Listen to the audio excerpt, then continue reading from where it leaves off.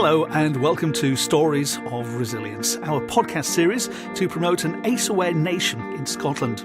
Adverse childhood experiences touch us all in one way or another. This series explores the thoughts of those involved with the ACEs movement in Scotland, and we talk to individuals who have stories of resilience to share.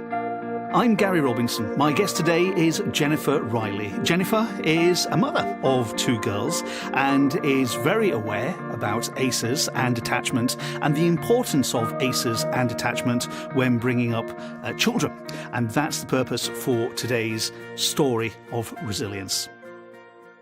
Jennifer, thank you for being my guest today on Stories of Resilience. You have two daughters. You have Katie, who's 10, and Olivia, who's 3. Jennifer, we've spoken to many people on this series, and some of them have been parents, some of them haven't, but we haven't spoken specifically to them about parenting. And this is why your contribution is so important to this series. And through our chat before we started recording, you were saying that you've learnt an awful lot about attachment and ACEs, particularly with the work of Dr. Suzanne Zeedyk. Did you almost have a light bulb moment, or did it take an awful lot of time and concentration to understand the science of attachment? No, it was the very first workshop that I had with Suzanne. It was just the way she was talking about how, as a baby, even at 14 weeks old, that baby is already connected to you. Not something many people know, but when my eldest was about 14 weeks old, I left her for a week to go on holiday. I didn't think anything of it. I didn't kind of think twice. I spoke to my mum, looked after her, spoke to my mum, and I was understanding. It was basically understanding was Katie won't know who's giving her a bottle that night. Katie won't know you're away. She won't know anything. As long as someone's feeding her, someone's giving her a cuddle, and someone's giving a bottle, she'll be okay. I would never dream of doing that now with Olivia. She is there. She's a very confident little girl, but she is there with me all the time. So it was all those sort of things when Suzanne was talking. I never did any sort of attachment drop off with Katie. When I moved Katie, I think 3 or 4 nurseries over like the short space of time that she was younger. So she was in nursery for about 4 years, and I was quite comfortable because of different moves and jobs to take her out of a nursery and put her into another one. I remember one occasion I was due to start a new job, and I actually went to the nursery and asked them, could she just start tomorrow? I didn't think of that impact that would have on a 3.5-year-old, just to be taken out of one place that they know. Okay. And for the uninitiated, because there's a lot of people listening to this series who are new to attachment and to ACEs, you talked about, was it attachment drop-off there, did you say? Was it attachment? Yeah, the nursery Olivia's in at the moment focuses on attachment-led process. It's Lullaby Lane Nursery in Mulgai. And so, what does that mean in a nutshell to the layman and woman? It's just the way that the nursery are interacting with yourself and your child. So you know that your child is confident before they leave. The nursery advocates cuddles. So if my daughter's upset before I leave, the nursery teachers will make sure that they cuddle her, that she's contented before I leave her. Katie's 10, and I know that we've talked about younger children and attachment, but how do you continue to parent Katie now at the age of 10 based on what you know about attachment? I'm changing the way now that I am parenting her. Katie and Olivia are very, very different. Olivia is very, very outgoing. She'll bounce back from anything and very, very resilient, whereas she's more reserved. She's a lot quieter. She gets upset at a lot of things. Even just this morning, she's primary 7 and she was wanting to take a teddy bear into school, but she was a bit upset to say that, okay, I'm primary 7, people are going to laugh at me now, Mum, if I take my teddy bear, what can I do? Because I get quite upset and I don't know what to do. Maybe 5-6 years ago, I'd have told her, no, you can't take a teddy into school, people will laugh at you. Whereas now we made sure she had a little something in her pocket that she could just kind of hold and squeeze whenever she felt upset. Whereas before it was just, go on, sort yourself out, pick yourself up, brush yourself down, Katie, and kind of take yourself off to school. It's interesting, isn't it? Because I know that a lot of the work that's being done with certain schools across Scotland, teddy bears are being used as a comforter, and there are some examples of great results. Do you think schools need to change their attitudes towards attachment and the recognition of ACEs? Yeah, I think some schools do. I think there's a lot of good schools out there that are doing very, very good work. But I think we need to get every school behind it.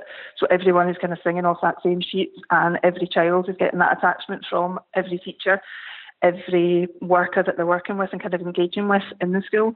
It's an interesting point you made earlier, Jennifer, and I love your honesty throughout this conversation, because this will be striking a chord with many parents who are listening to this, and particularly the word around guilt. How did you, if you have, how did you overcome that? Have you battled that? Are you feeling a lot better about your parenting style now? Are you a little bit more comfortable within yourself? It's something I'm working on. I still kind of look back on how I did parent, and I do feel guilty. But what I do think is I didn't know any of this. So I think now that I know it, if I was continuing to kind of parent that way, I would be doing something wrong. I'd be doing a disservice to my children. But because I know it now, I've fully embraced it. And as I say, I can see the difference. Even with Katie, I can see her now trying to become more resilient. She's knowing what to do with herself.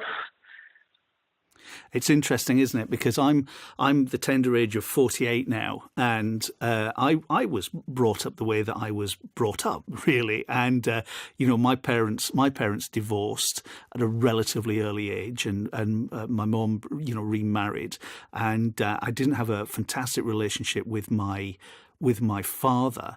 But, when I was growing up, it was a case of, well, do you know what? That's life. I didn't think about attachment, didn't know about attachment, didn't know about ACEs, and just thought, well, it's the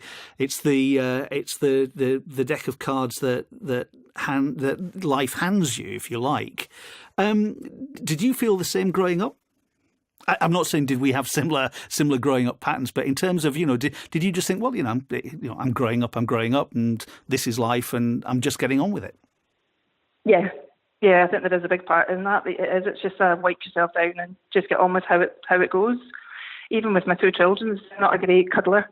You can see lots of people, as I say, it's the big cuddles and things like that. And I never really even did that massively with like Katie. It was big cuddles, and you can see when she goes to cuddle people, she's a bit awkward. Mm-hmm. So again, just with all the learning and everything through Suzanne's workshops, both through the nursery and both through work, I'm embracing cuddles with my children.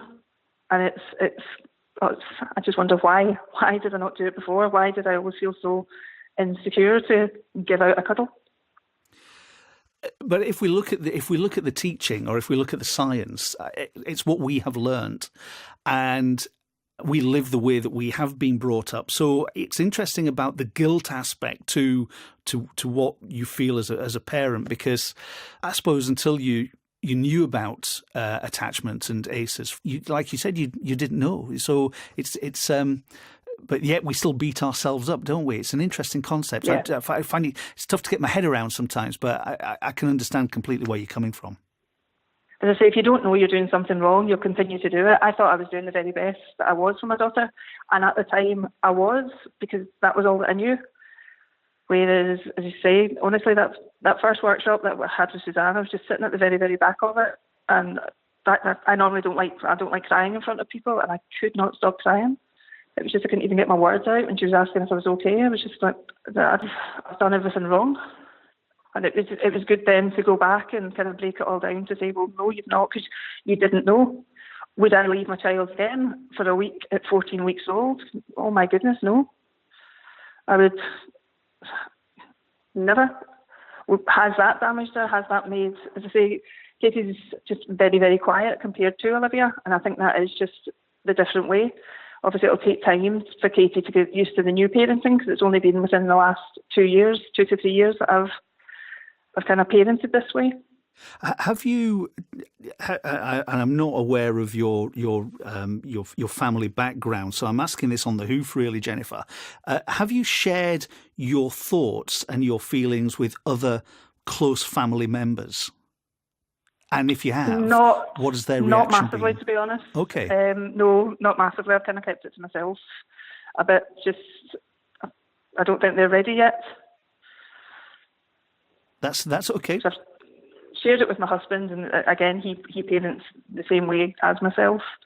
But obviously, you've got older generational members of families that I think still do parents a different way, and they've kind of not got it yet. And again, that's why we're needing to get all this out into all the different schools, just so all the teachers and everybody and all the nurseries have got it. So to parents listening to this, parents of children of any age, what would you say to them? In terms of advice and getting them to the position where you currently are? Just give your children all the attention that you feel that they need. Allow them to talk to you. Give them all the cuddles. Give them all the cuddles that you need. It's the body language. It's eye contact. Don't feel guilty about the way that you parent. Everyone's doing the best job that they possibly can. I've been lucky enough to have the attachment-led training, but every parent out there are doing their very, very best. And you're going to be at the ACES conference in September. What are you looking forward to? What are you hoping to get out of the conference? I just want to hear everybody's thoughts and views. We've got all these different people that are going to be now in the same room. 1,700 people that are due to attend the conference? Yeah. It's going to be absolutely fantastic to hear everybody's thoughts, views of how we can actually take attachment and ACEs forward and allow Scotland to become that first ACE-aware nation. I think the information's been out there, hasn't it? But nobody's really known much about it or done anything about it. It's slowly starting to kind of drip through now, and I think people are getting behind it now. Jennifer, thank you so much for sharing your story of resilience. I love your honesty. You're obviously doing a fantastic job with both Katie and Olivia, and more power to your elbow. So thank you very much indeed for your story, and I look forward to seeing you in September. Thank you. That was Stories of Resilience, celebrating individuals and organisations who are helping to make Scotland an ACE-aware nation. Find out more about ACES and the ACE Aware Conference this September in Glasgow at www.aceawarescotland.com.